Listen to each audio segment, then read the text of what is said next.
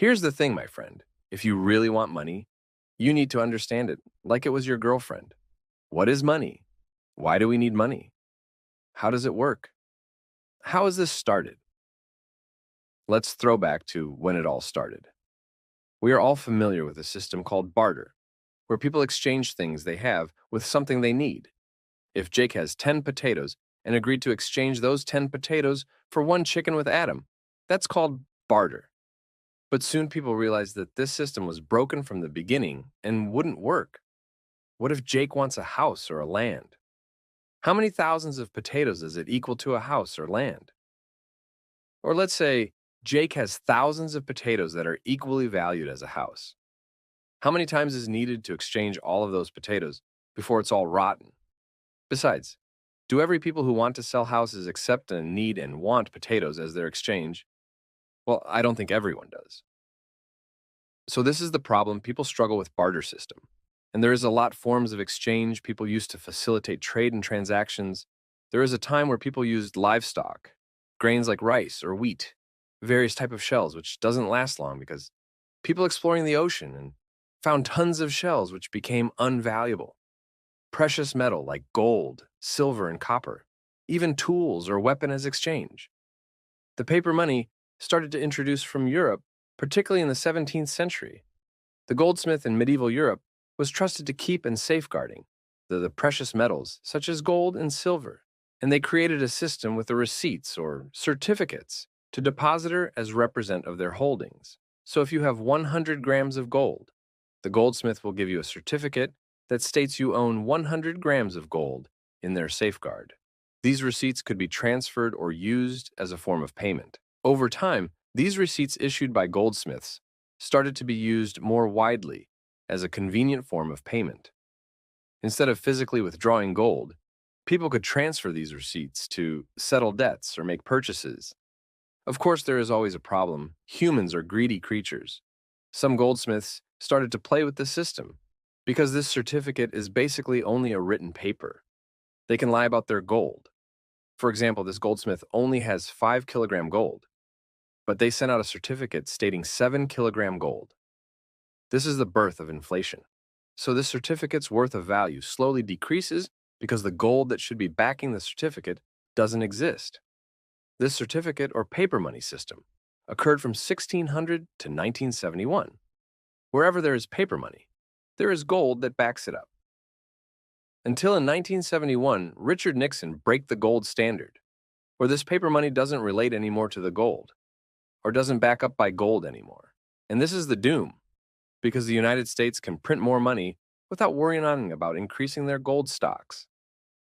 So if you are asking what is the foundation of paper money nowadays, if before 1971 gold was the foundation of paper money, well, the answer is your trust to the government. That is the foundation of paper money today.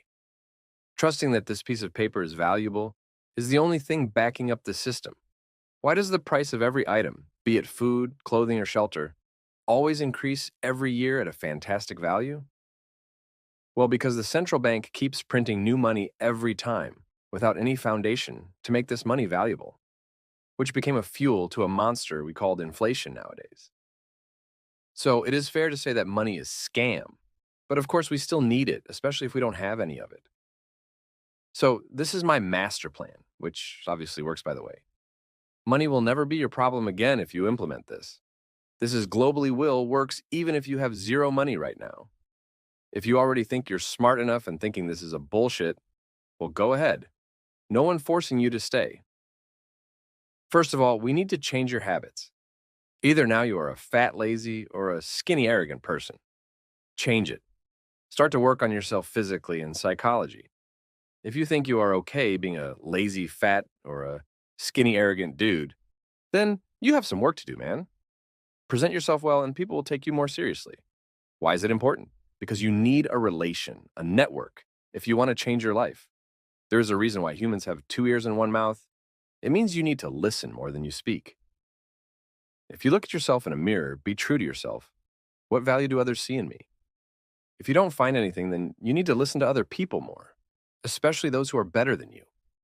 Now, after you take care of your physical and mind power, let's get serious. There are two foundations you need to build. First is human capital, and second is financial capital. Human capital basically is your skill set. What can you do? What are you good at that could solve other people's problems? Which then leads to giving you your first income. If you are very good at sales, go find a sales job and give your best shot at it. Your human capital skill set is sales. It could be anything that you're good at: videography, editing, animation, writing. Go find a steady income job because this will keep your head above water in this journey. Don't listen to those people who said working 9 to 5 is bad. Working 9 to 5 is better than gambling your life trying business that will never work and make you poor for your entire life. As long as you don't succeed in your business, don't resign from your 9 to 5 job. In your spare time, try to do side hustle. Find something that needs minimum money for starting. You can do YouTube, blogging, or reselling anything to increase your human capital power.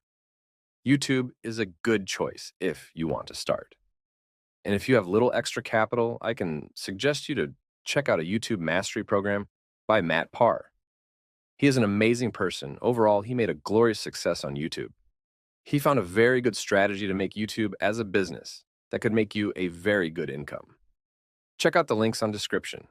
That is basically about human capital. Your skill to make an income is your human capital, which you will need to inject it to the second one. Remember it. The second one is financial capital.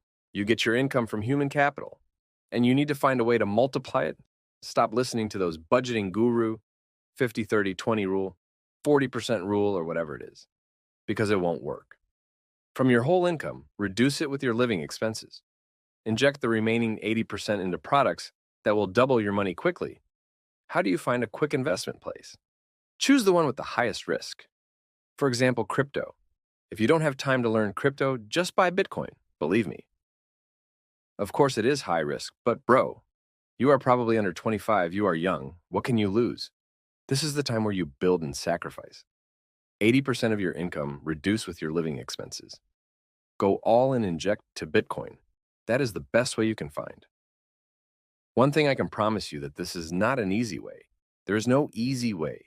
It should be hard because everything precious has its own price. And I hope you can find and reach your dream, my friend. Good luck.